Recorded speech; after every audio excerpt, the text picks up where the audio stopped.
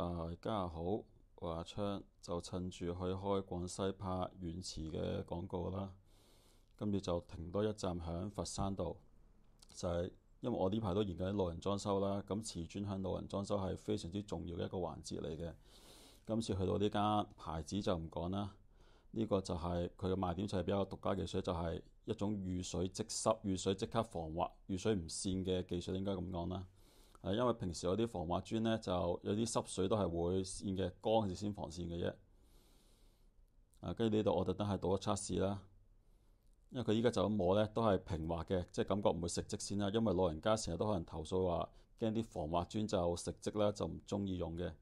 今次呢隻咧就未濕水之前都係感覺滑身嘅，係啦，濕咗水上去呢，我踩上去係啦，咁就啜住隻腳嘅。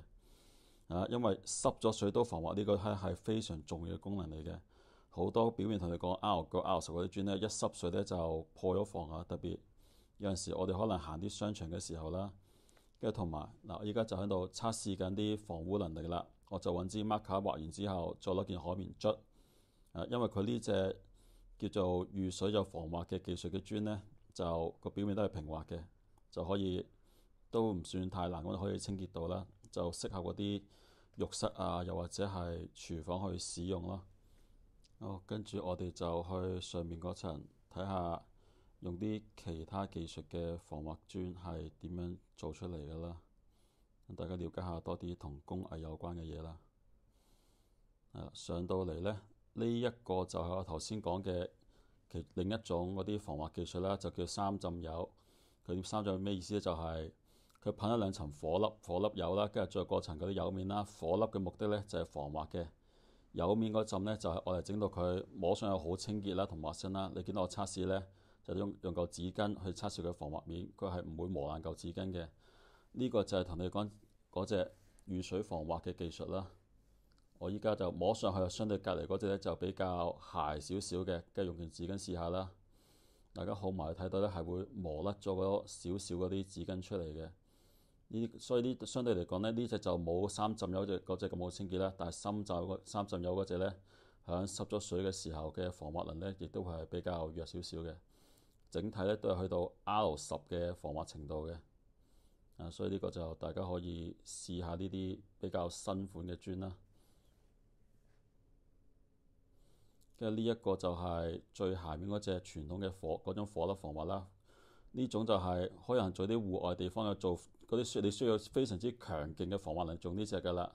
因為呢隻係純粹噴咗啲火粒之後就直接攞個防滑效果啦。但係你見到一揾紙巾抹落去係啊，沙紙咁樣嘅塊紙巾係比較抹到爛晒甩晒出嚟嘅，所以可能要跟翻用嘅環境去睇下點用啦。呢一隻就唔太適合浴室或者係廚房㗎啦。因為相對嚟講呢，就比較容易食積嘅，食咗落去清唔返㗎啦。跟住我去到呢個梯架度啦，就係特登我嚟俾人去做防滑嘅測試嘅。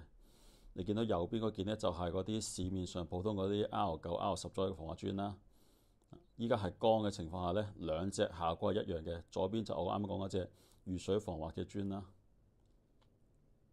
手摸上去呢，你感覺可能覺得係右手邊嗰隻仲靚啲添，因為手摸上去右邊嗰隻係摸落去比左邊嗰隻更加滑身少少嘅，但係一濕水上去呢，大家就睇到個效果㗎啦。咁我意思下就係佢住唔住我隻腳啦。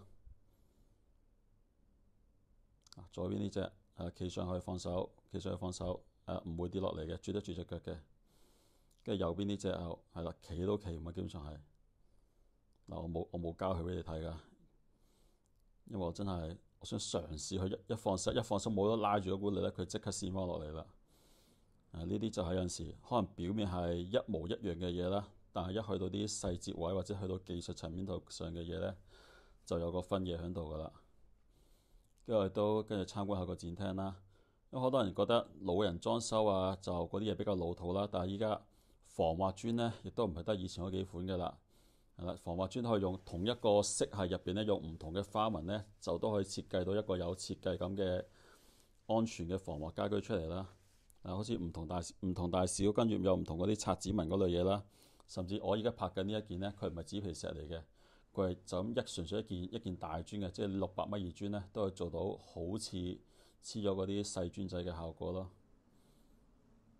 甚至睇下呢度位，呢啲圓角位呢，係唔需要一定揾嗰啲雲石做嘅，係啦，磚都可以做呢個效果出嚟㗎啦。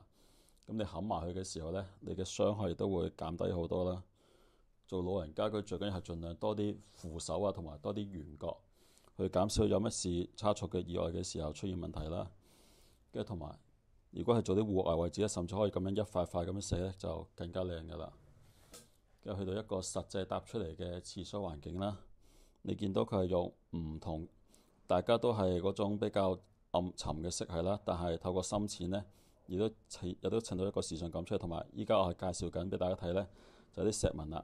佢上面嗰度就係一個直紋啦，跟住下邊呢度就用橫紋出嚟啦。有陣時除咗用唔同色之後呢，其實唔同嘅紋路嘅感覺都係唔同嘅。你諗下呢一件磚直紋同橫紋都係兩個效果嚟㗎啦。跟住亦都係呢個就唔太適合老人家裝修嘅，但係咁用砌個石盤呢，都係幾有味道㗎啦。跟住試埋個企缸位，呢個全個企缸位都用嗰啲防滑磚，用嗰隻雨水防滑嘅防滑磚做㗎啦。老人家可以坐喺度，跟住喺度沖涼啦。跟住一個啱啱好右手邊嘅位置呢，就有個層架去俾你擺晒你嗰啲要用嘅嘢啦。所以就唔止學習瓷磚知識嘅，亦都學埋晒啲嗰啲設計技巧啦。對於我嚟講就去到呢一個樓梯位呢，就係講緊我頭先講嗰種圓角磚點樣用啦。因為有時去到啲可能有啲嗰啲村屋啊又好，有幾層樓梯嘅呢，一跣腳一跌落嚟嗰下呢，就揞落去就骨都斷㗎啦。但如果你用咗呢隻圓角嘅防滑磚呢，你就可以將個傷害減到最低㗎啦。我哋亦都睇下呢一個就係一個類似庭院嘅位置啦。就係如果可能做啲大屋嘅時候，你可以由花園去到室內都用同一款磚啦，但係尺寸唔同、厚度唔同，去襯托出唔同嘅效果啦。跟住呢度就模擬緊去完個花園啦，入到室內係啦，嗰種感覺係連貫，有個連貫性喺度嘅。人哋啲佛山啲展廳呢，全部都好俾心機去咁樣教嘅。睇完啦，大家係咪多好多靈感呢？但係想買呢隻遇水防滑嘅磚，可以去邊度買呢？ Hello， 阿瓷磚阿 Will 啊，係啦，就可以揾阿 Will 去買噶啦。拜拜。